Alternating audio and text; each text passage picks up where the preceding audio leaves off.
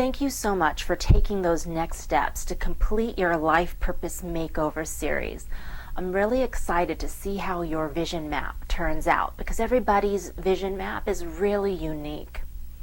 Now today what we're going to do is we are going to take your abundance feelings that you wrote right here and we're going to create tangible next steps for those feelings in this column right here. Remember what your abundance feelings were? Now when you have those feelings, you send out a powerful message from your body language, your attitude, your relationships, the way that you respond to the world that tells the universe and the people around you that you're emotionally ready to receive your abundance.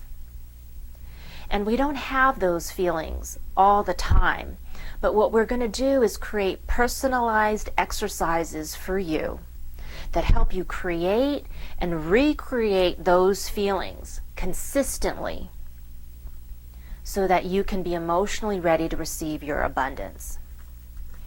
Okay, so now you're probably thinking, why is that important for us to be emotionally involved in our success or emotionally involved in creating our abundance?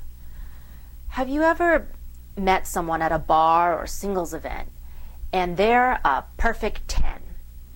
They're gorgeous, smart, financially stable, and they're looking for a relationship. But they're newly divorced, and you get this feeling that they're not yet over their ex and they're not quite ready to move on.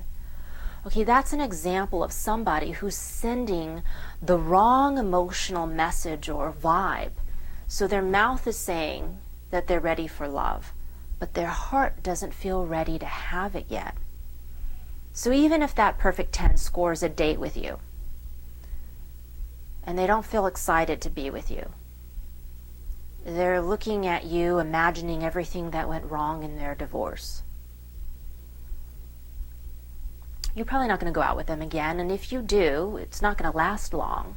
So here they are ready to have love, and then they let it slip through their fingers. That's why it's important for you to be emotionally ready before you get what you want. Okay, so now we're really going to move on to the next step right now. This is the next step, and it correlates with your abundance feelings. Now, you're going to write right here in this box, how am I going to feel this way? How am I going to feel this way? What can I do that makes me feel my abundance feelings? And now it's just like the perfect 10. If he says or she says she wants a new relationship, and that new relationship is going to make them feel excited, then they have to get excited before they go out on a date with you. Otherwise, they can find true love and kind of zone out right there and not connect. So if they feel excited here, what would their next steps be? Do kung fu, release memories from the past, or get over my ex, anything to get excited before they start dating again. So that's what I want you to do. Right now, take a moment and think to yourself, what can you do or what do you need to change in order to feel this way?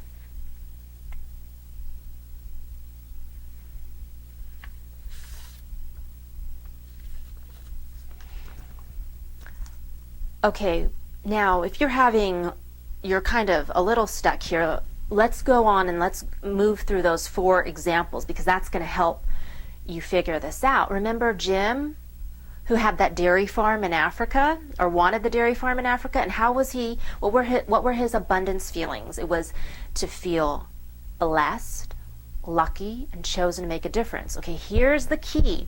Jim's got to feel that way before he gets his dairy farm in Africa, not after. So what can Jim do now that will make him feel those feelings? So I asked him, hey Jim, what makes you feel blessed? And it came right up for him. He said, whenever I help the neighborhood kids out with their homework, I feel blessed because I actually know how to do math. I know how to do algebra. I didn't have the same upbringing that they did. That makes me feel blessed. And then I asked him, what makes you feel lucky? And he goes, in the morning when I walk out my front door to pick up the newspaper, and I see that there are no bullet holes in my white picket fence, I kind of feel lucky. It's probably because he was helping out those neighborhood kids and they said, hey, don't shoot the guy with the white picket fence. He helps us with our homework. But that's what makes him feel lucky. And then I asked him, hey, what makes you feel chosen to make a difference? And that's when Jim had this memory.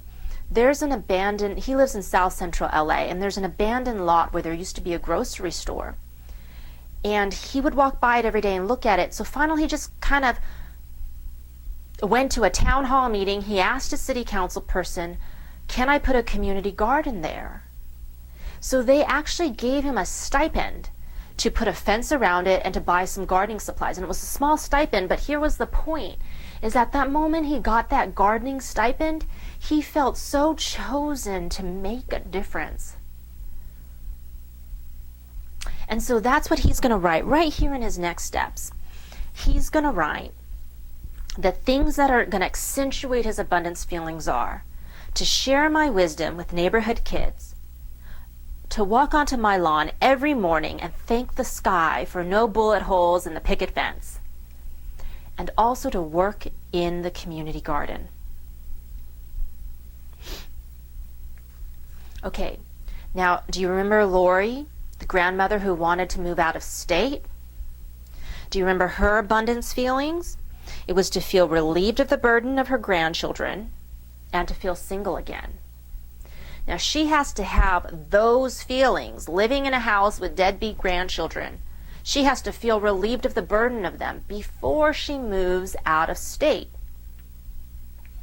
And she's like, how am I going to do that? Moving out of state is supposed to make me feel relieved of the burden.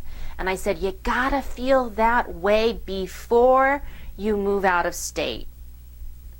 It's just like that perfect 10 person going on a date with someone feeling horrible about their past. You can't move out of state into your brand new home and feel horrible about leaving your grandkids back in California on their own, knowing that they're floundering. Because those feelings of guilt are going to make you move back to California to take care of your deadbeat grandkids, give them your Social Security check, or you're going to stay out of state and get some adoptive deadbeat grandkids.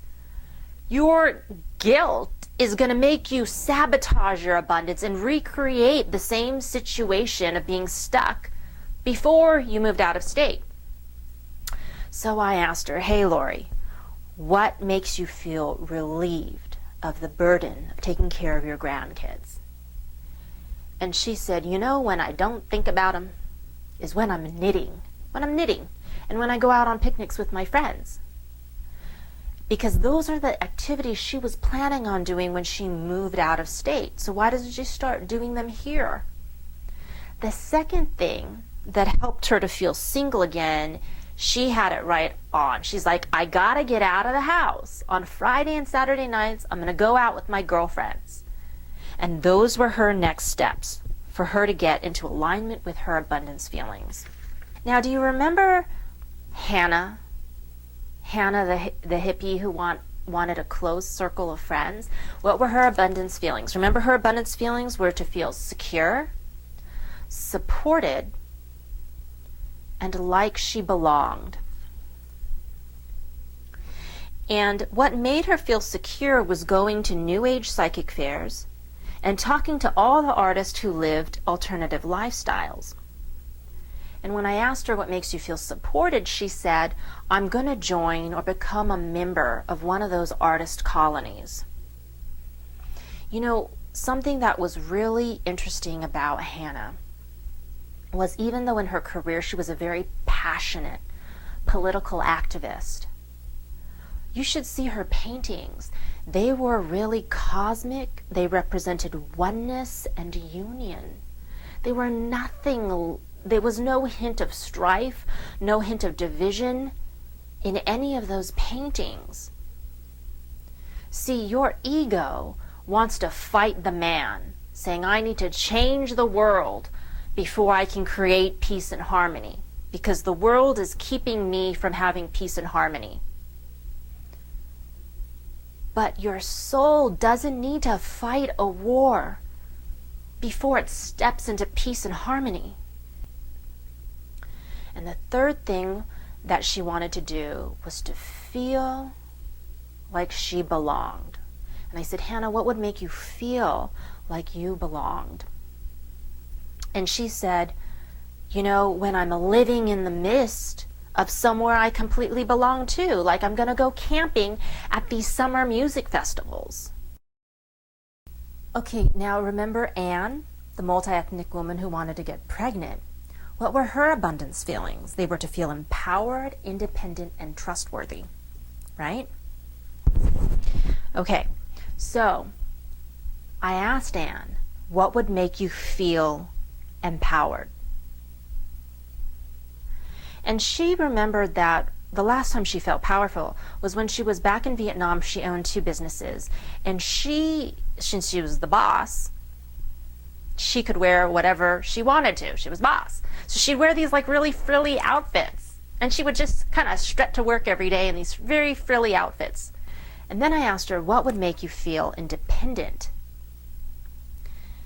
And when she really thought about that, because the fertility doctor that she was going to wanted to give her a C-section and all these epidurals, and she would just feel drugged out, really scared and really powerless. And that doesn't make her feel independent. It makes her feel exact opposite, dependent. And I said, so what would make you feel independent in terms of your pregnancy? And then she said, I want a midwife. Oh, that's what she wrote right here. Midwifing. Isn't that interesting? Then I asked her, okay, what would make you feel trustworthy as a mother?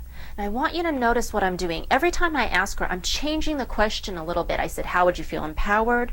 How would you feel independent in your pregnancy? Now, how would you feel as a mother?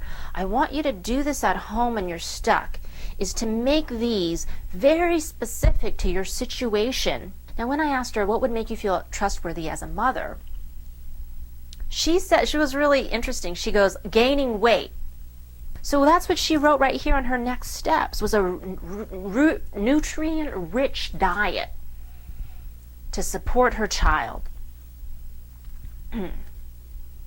Okay, so that's your homework right here, is you need to find ways to get into your emotional abundance. Next steps that help you practice this. Now, because I need to make sure that it's correct, that it lines up. So please post your next steps in this video, and I'll get back to you, and I'll see you in the next video.